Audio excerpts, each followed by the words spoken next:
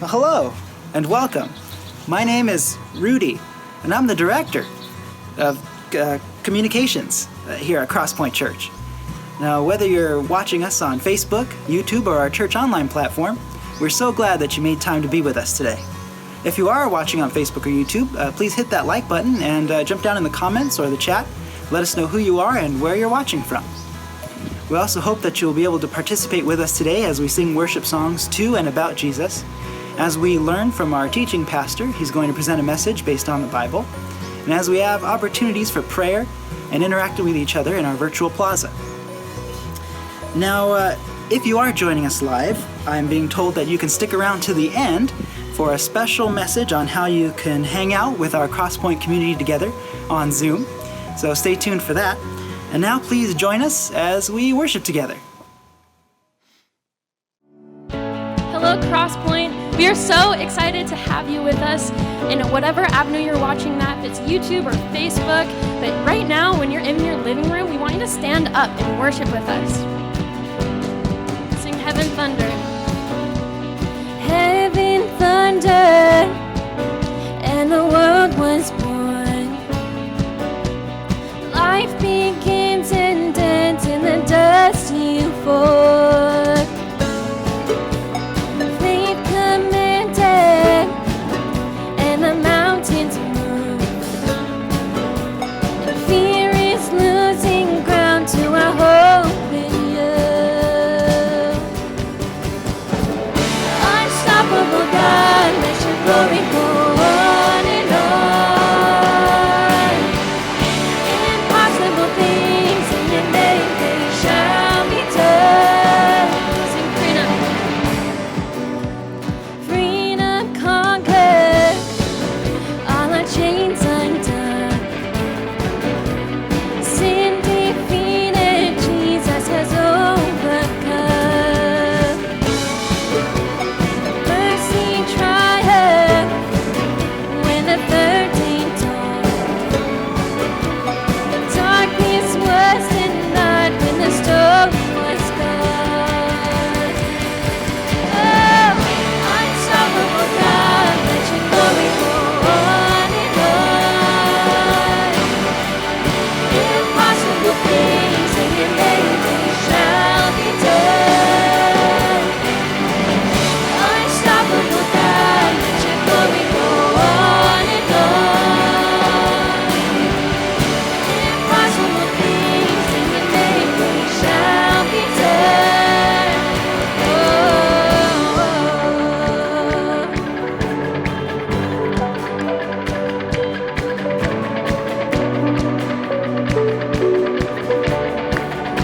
Sing Nothing Shall Be Impossible.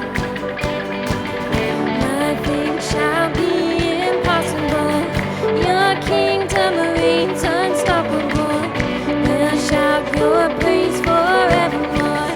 Jesus, our God, unstoppable. Nothing shall be impossible. Your kingdom reigns unstoppable. We'll shout your praise forevermore. Jesus, our God, unstoppable. Nothing shall be impossible. Your kingdom reigns unstoppable. We'll shout your praise forevermore. Jesus, our God, unstoppable. Nothing shall be impossible. Your kingdom reigns unstoppable. We'll shout your praise forevermore. Jesus, our God, unstoppable.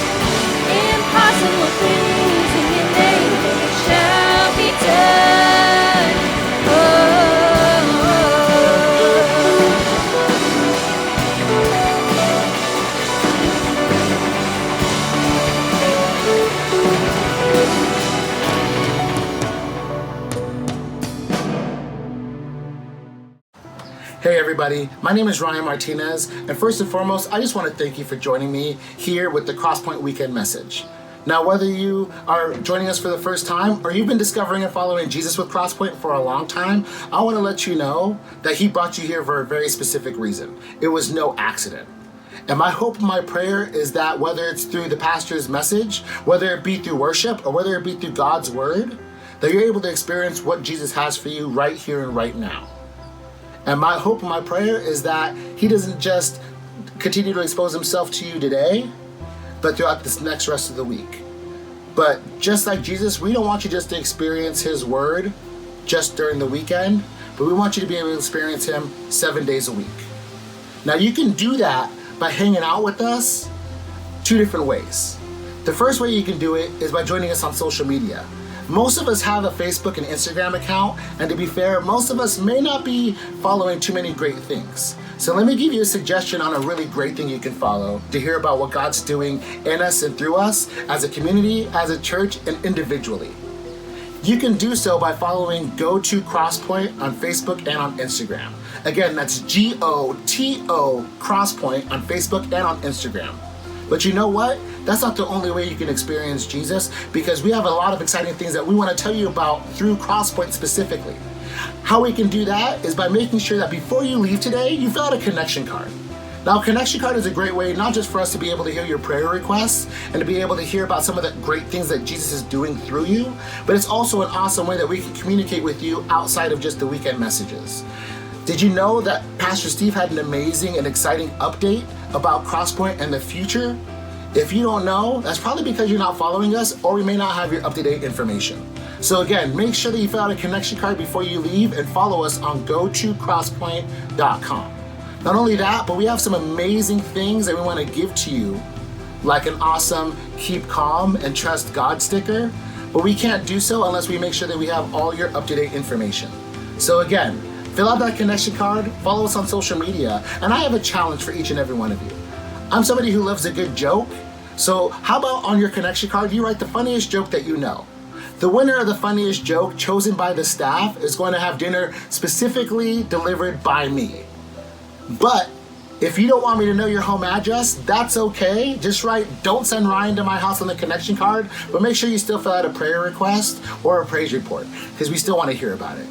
With that being said, do me a favor, grab your Bibles, make sure you grab a snack, make sure you check out gotocrosspoint.com for any kind of financial giving, for any up-to-date information on ministries, and follow us on social media. But more importantly, get ready, because God has something to say to you right here and right now.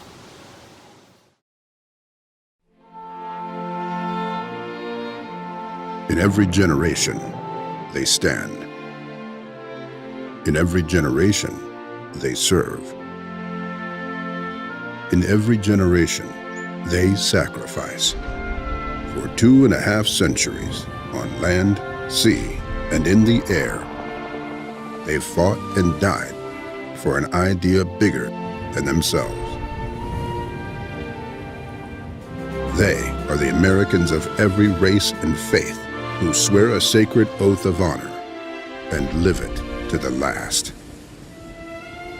And when that moment comes, they lay down their lives for the country they love, protecting their comrades, their families, and their nation. They are the bold angels now, examples to us all. On this day, let us honor their sacrifice and call upon ourselves to walk in their footsteps boldly, for they have led the way to the America we must be. Happy Memorial Day, Crosspoint Church. Right here at the beginning of our services, we want to take a moment to say thank you, to honor and pay tribute to those men and women who gave their lives and made the ultimate sacrifice. This is our simple way to say thank you and to pay tribute to those who gave their lives to preserve our freedom.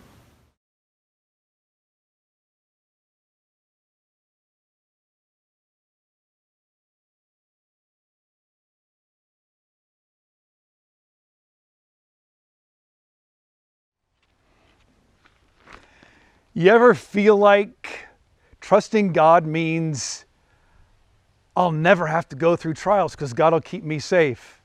What happens when keep calm and trust God means He doesn't rescue you from the fire, but He's just with you in it? We have a powerful story today of three dudes, three Hebrew guys that were taken away by the king of Babylon back to Babylon when he flattened their country, when he took them out of the country back into exile.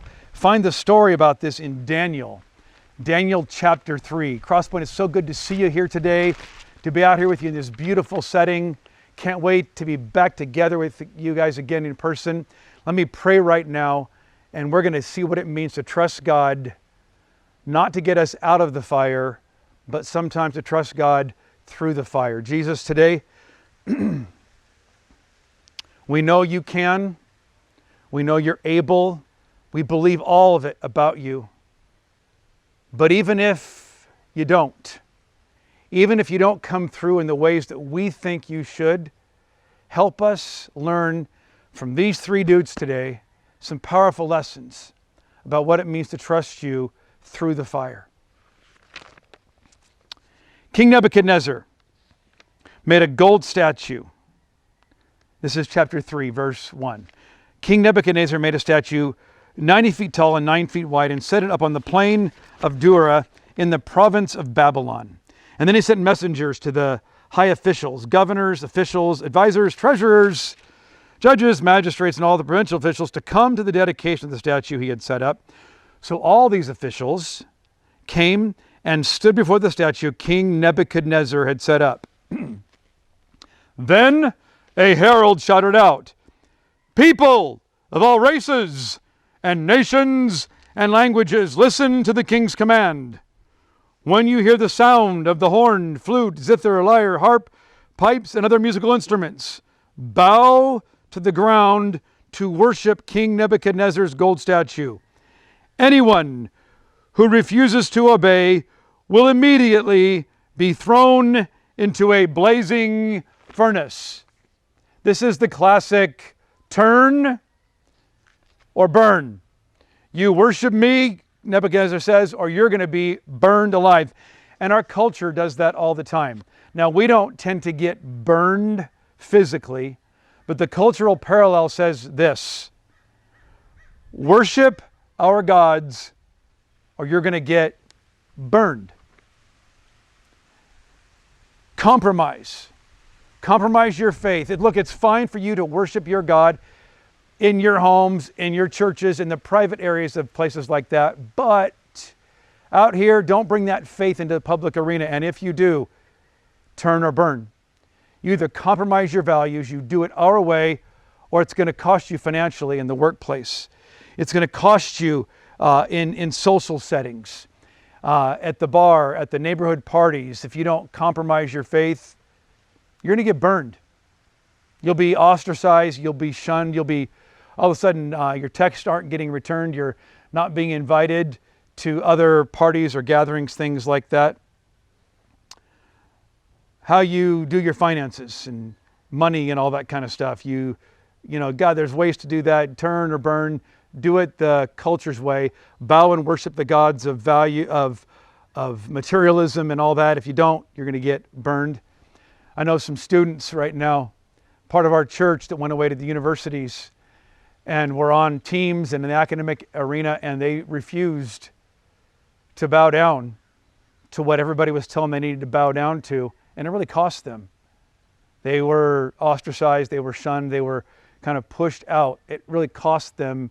They had to go through the fire because they wouldn't worship the gods of the people that around them, of alcohol, of sexuality, all those kind of things.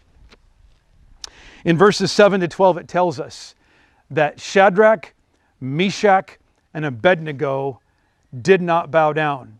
Shadrach, Meshach, and Abednego are three Hebrew guys that were taken out of Israel when Babylon came and decimated their country. They left most of the riffraff people there. They took the best and the brightest back to Babylon to enculturate them into their values, their gods, their education, all of that.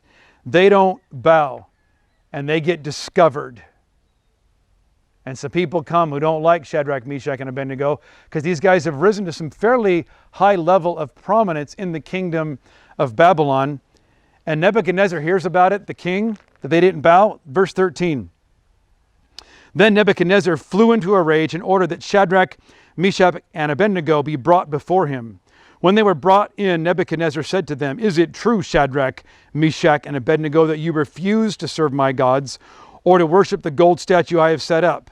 I will give you one more chance to bow down and worship the statue I have made when you hear the sound of the musical instruments. But if you refuse, you'll be thrown immediately into the blazing furnace, and then what God will be able to rescue you from my power?" This is Nebuchadnezzar doing what you moms and dads have done at Walmart. I'm going to count to 3. I'm going to give you one more chance. But if you don't, you're going into that fire. And then he just mocks their God. He says, you think you're doing this to worship, stay true to your God? What God could rescue you from me? Nebuchadnezzar has this overinflated sense of how amazing and powerful he is. And then I love, this is really the core idea of everything here, verses 16 to 18. I have a lot of this underlined in my Bible and bold-faced. Shadrach, Meshach, and Abednego replied, "O Nebuchadnezzar, we do not need to defend ourselves before you. If we are thrown into the blazing furnace, the God whom we serve is able to save us. He will rescue us from your power, your majesty. But even if he doesn't, we want to make it clear to you, your majesty, that we will never serve your gods or worship the gold statue you have set up." This is what faith in the fire looks like. When you've been told, turn or burn, this is what real faith in God looks like in the real life marketplace. Not in private, not at a church service or even in a small group, but when you're confronted and challenged. Now, one real quick important note in there, I kind of tried to emphasize it. This is important for us right now. From time to time, we will need to disagree with people. We need to even disagree with leaders and with authorities. And on rare occasions, we are called not just to disagree, but to defy their orders, what they're going to do right here. But did you catch what they did here? They did not call him a loser. They did not call him a pagan piece of trash. They didn't look at him and go, "Hey, pal, we'll do what we want here." Twice, you know what they call him? Your Majesty. Your Majesty.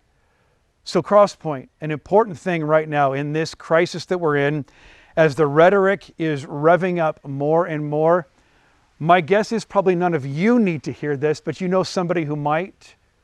When we're called to disagree or even defy the authorities, we also do it with respect. We show great respect to people even when we're called to disagree or to defy. We don't do name calling. We don't resort to finger pointing. We disagree. Even when we have to defy and disobey, we do it with great respect. Here's what real faith, though, looks like. Faith, when your faith is being pushed and challenged. Faith in the fire. Write these things down today if you want. Here's what it looks like. I believe. I know. I know God can, and I know God will. They didn't just say, I believe God can, I believe God's able. They said, I know what God will do in this situation. That's what faith looks like. I know God can, I know God will, but even if He doesn't, even if it doesn't turn out the way I believe God should do this, or God could do this, or that I believe God will do this, there may be things in play here that I don't know about. There's some humility when we step out and say God can and God will, but even if He doesn't, we will never bow. What they're saying here is we can't be threatened and we can't be bought. No matter what you do to us, King, no matter what the negative consequences we could escape or the positive results that we could get if we would just compromise our faith right now, we will never be bought. I know sometimes right now as I think about our lives and what some of you are going through, your faith is under fire in the medical arena. You pray, God, I know you can. I know you will. Maybe it's not even I know you, I hope you will. But even if you don't, I'm not going anywhere. You're my God. I'm going to serve you no matter what the circumstances turn out. Fertility issues. God, we want children so bad. We want a family so bad. And we know you can. We believe you will. But even if you don't, we're not going anywhere. God, in situations with marriage and singleness, I just so badly want to be with somebody. And I know you can. And I know I'm begging that you will. But even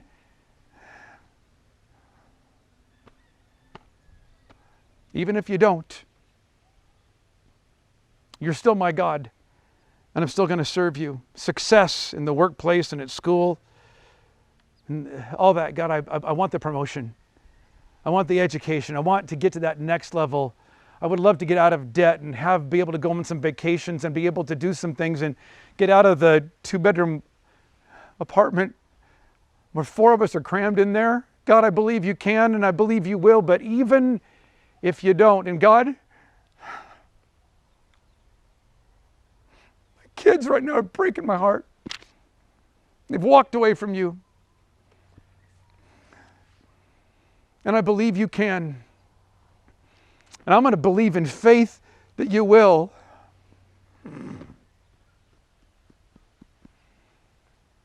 But even if you don't, we're not going anywhere. You're still our God, and we're still going to love you and trust you. And guys, I don't know, that kind of faith does not come from just, well, the rules say only worship God. The first commandment, second commandment, and all that. It doesn't come from compliance to a code. You know where it comes from? It comes from a sheer joy and delight in our God. In fact, it's fascinating. People want to always make the Bible about all the rules you have to obey. And there's certainly a lot of rules and standards and things in there. But before God gave a bunch of rules to his nation, Israel, he said, hey, Israel, don't forget this. I'm the Lord your God. I'm the only one. And if you forget all the other rules, remember this one. Love me with all your heart, soul, mind, and strength. Just love me.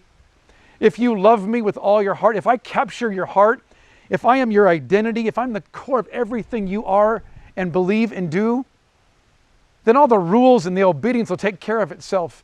Jesus was asked one time, so they're trying to corner him and trap him. What's the most important rule in all the Bible? He said, here it is. God's the only God. Just love him. If you love God with all your heart, soul, mind, and strength, when your faith is challenged and you're told to, by threats or rewards, to compromise your faith, if Jesus is the treasure of your heart, it won't be about just doing the right thing. It'll be unthinkable, inconceivable that you would compromise your faith to avoid a consequence or to get some great reward. What you say is, God, I'm not going anywhere. I'm staying right here with you. This is what these 3 men do that day. So you wonder, how does it turn out for him? Does God come down with a thunderbolt and teleport them out of there? Nebuchadnezzar was so furious with Shadrach, Meshach, and Abednego that his face became distorted with rage. He commanded that the furnace be heated 7 times hotter than usual. And then he ordered some of the strongest men of his army to bind. See this, we're going to see this 4 times here, to bind. It's an important principle here. To bind Shadrach, Meshach, and Abednego and throw them into the blazing furnace. So they bound, they tied them up and threw them into the furnace, fully dressed in their pants, turbans, robes, and other garments. And because the king in his anger had demanded such a hot fire in the furnace, the flames killed the soldiers as they threw them 3 men in. So Shadrach, Meshach, and Abednego, securely tied, that's the 3rd time we've seen this, they're bound up, fell into the roaring flames. But suddenly, here it is, here's a but God moment. But suddenly Nebuchadnezzar jumped up in amazement and exclaimed to his advisors, "Didn't we tie up 3 men and throw them into the furnace?" "Yes, your majesty, we did," they replied. "Look," Nebuchadnezzar shouted, "I see 4 men unbound, walking around in the fire unharmed, and the 4th looks like a son of God."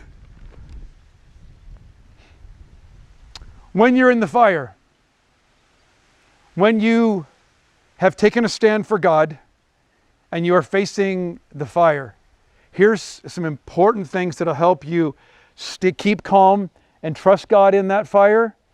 Here's how you can keep calm and trust God in the fire. See, I always prayed that God would get me out of the fire, keep me from the fire. I pray that for you, for situations that I know that so many of you are anticipating going through or that you're in right now. I pray to be rescued from the fire. Write this down. We're often saved through the fire, not from it.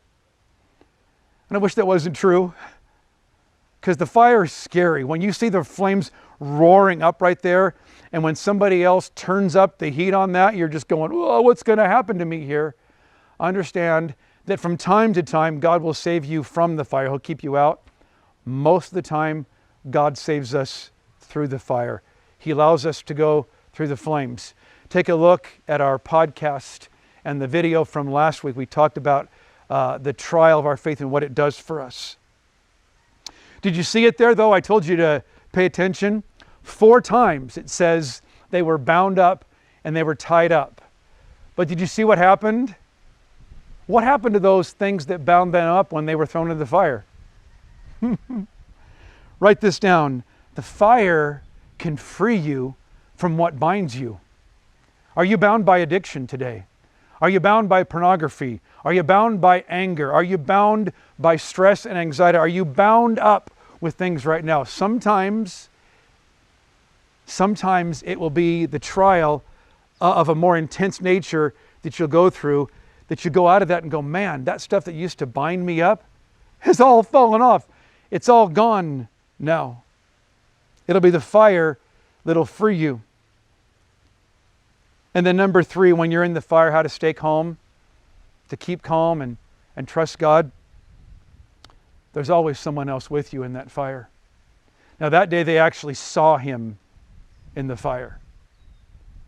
We don't even know if Shadrach, Meshach, and Abednego saw him. Nebuchadnezzar did.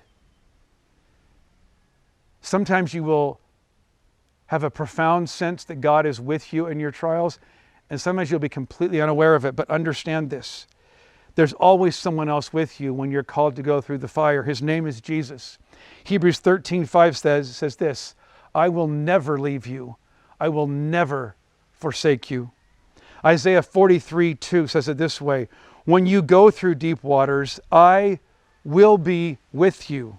When you go through the rivers of difficulty, you will not drown. When you walk through the fire of oppression, you will not be burned up. The flames will not consume you."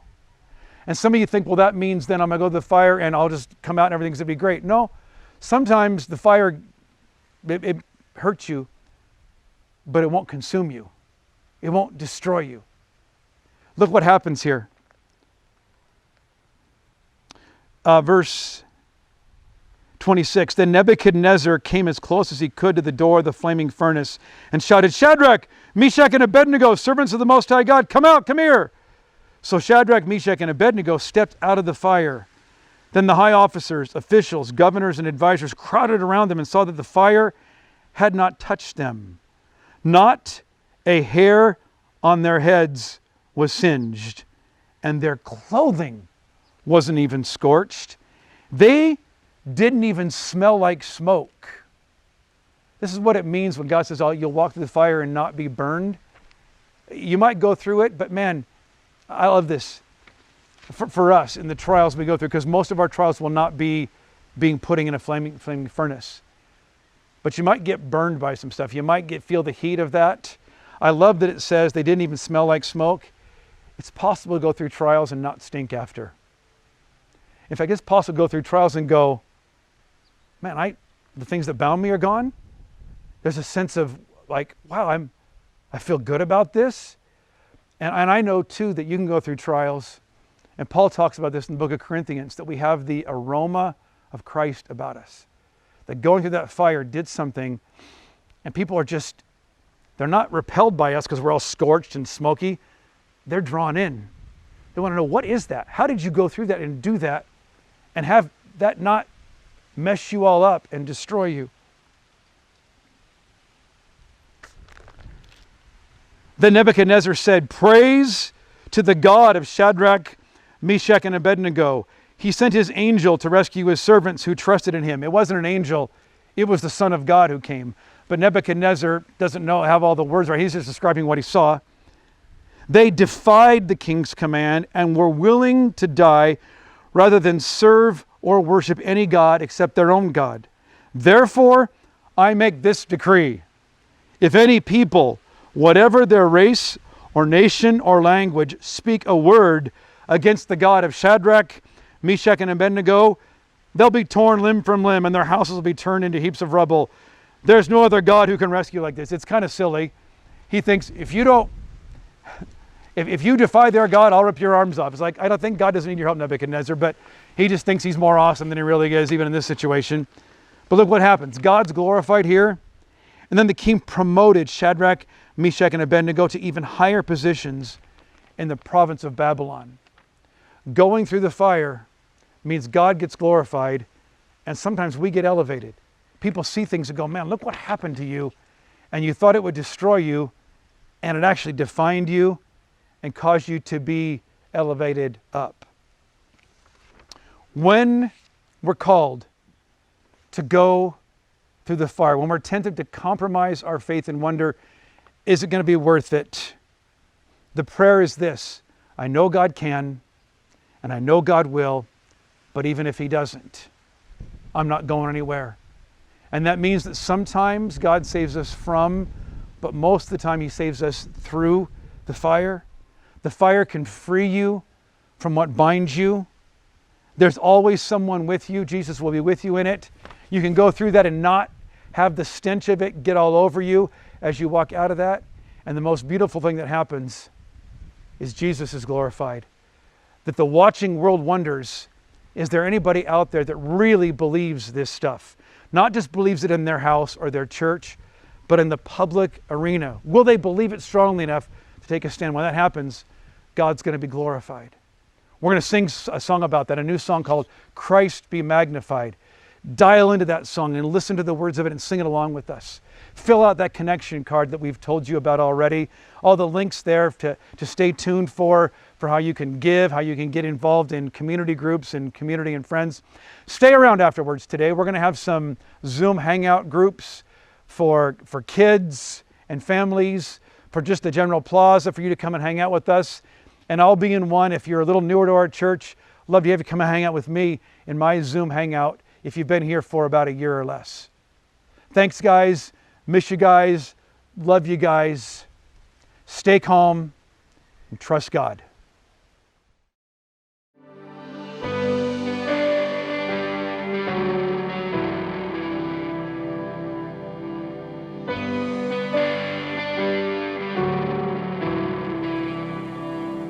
Were creation suddenly articulate with 1,000 tongues to lift one cry, then from north to south and east to west we'd hear Christ be magnified.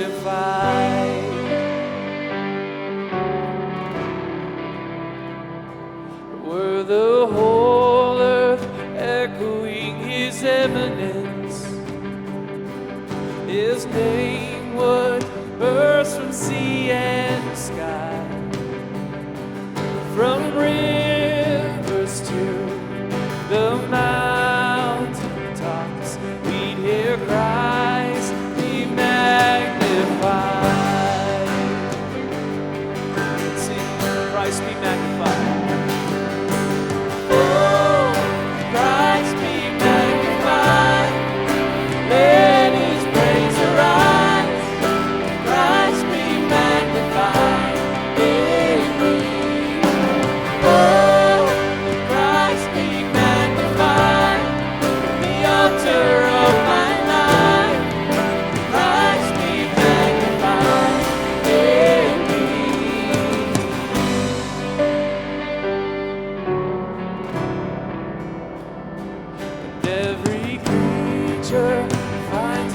most melody.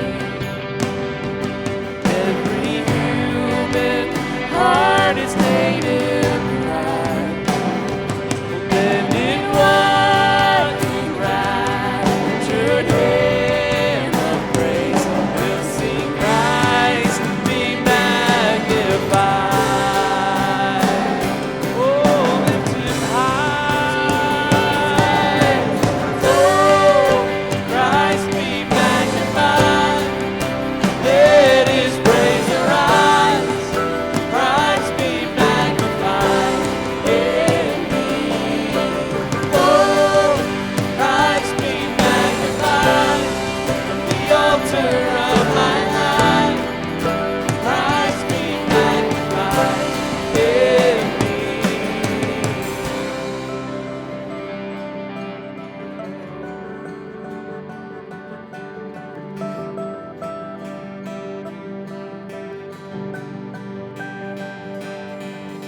I'll bow to idols, I'll stand strong and worship you. And if it puts me in the fire, I'll rejoice 'cause you're there too.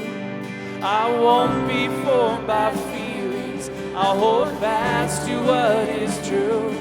If the cross brings transformation, then I'll be crucified with you.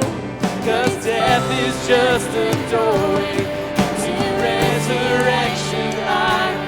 If I join you in your suffering, then I'll join you when you rise.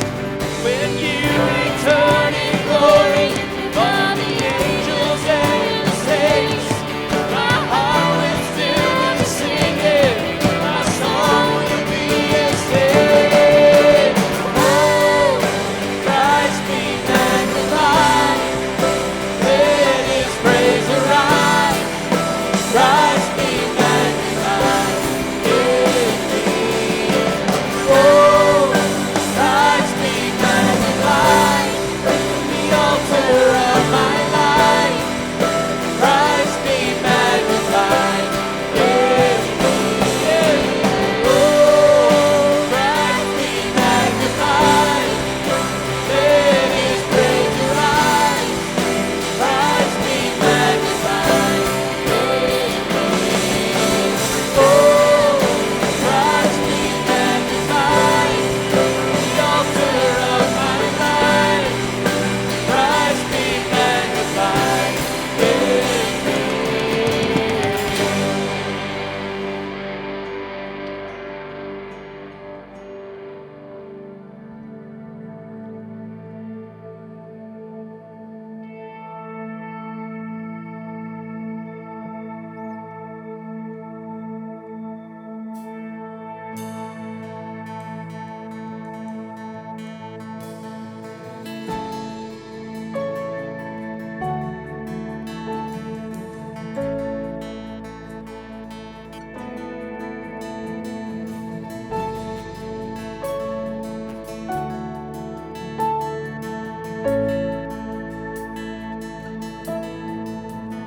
I am not what I'm made, I am who you have made me to be. I am not what I've done, I am loved unconditionally. I am not loved by the measure of love that I bring. I am not who I know, I am known by the King of all kings. Sing Jesus. Jesus, you are enough. Jesus, you are enough for me. With nothing, I still have everything. Jesus, you are enough for me.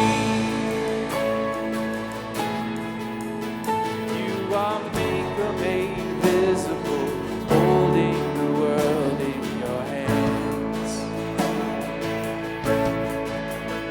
You are patient and merciful, giver of grace without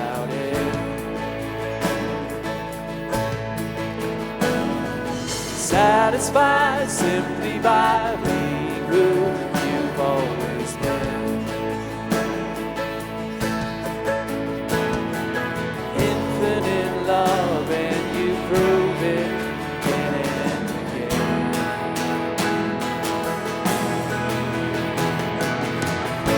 Jesus, you are enough. Jesus, you are enough for me. With nothing, I still have everything. Jesus, you are enough for me. Jesus, you are enough. Jesus, you are enough for me. With nothing, I still have everything. Jesus, you are enough for me.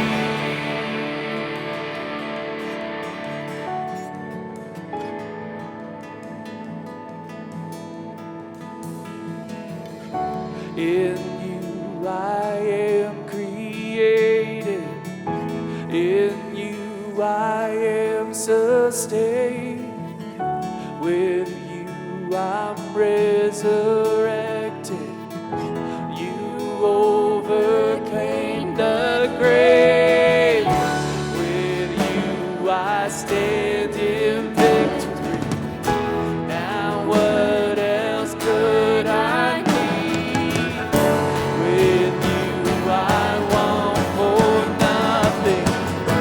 Jesus, my everything. Jesus, you are enough. Jesus, you are enough for me. With nothing, I still have everything. Jesus, you are enough for me.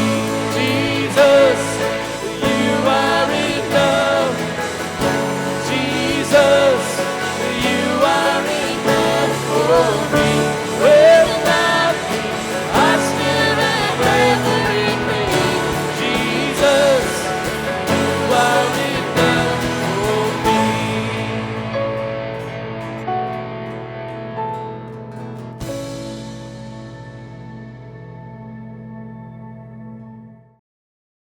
Those are some great reminders to carry with us as we head out this week. But before you go, don't forget to fill out your connection card if you haven't done so already. And if you'd like to give financially, you can do that as well before you leave. The host will be providing links down in the comments in the chat portion. Also, you can hang out with us in our virtual plaza if you'd like to stick around. And the host will be providing links for various ways you can hang out with the Crosspoint community on Zoom. So feel free to do that. We'd love to see you. If you're still in your pajamas, don't trip over the cat trying to get your pants on. Just join us with audio only, please. Now have a great week, and we'll see you again next time.